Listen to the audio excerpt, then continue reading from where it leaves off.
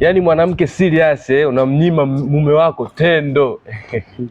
Wakati kuna wanawake wenzako huku wanafanya kitendo cha kujiuza.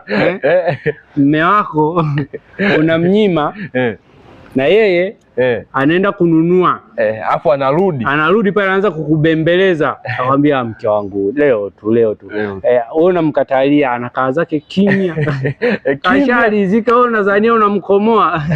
Kumbe ameshafikishwa. Kuna wenzako wanajiuza 3,000. Kuna mpaka mkopo. Kuna kila watu hadi mkopo.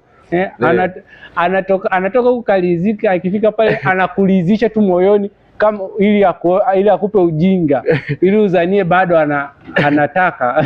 Na wewe umekuwa mnafiki eti na unamkatalia unamfanyia niachie. Yaani unamtafutia kisababu tu, si ndio? Niachie. Mwingine anakutafutia tu kisababu cha kinafiki ili akunyime na mdao umeshapewa. Huku kuna wanawake wenzenu wanajiuza 3,000 hadi kwa mkopo. Ukiwa tuna kadi.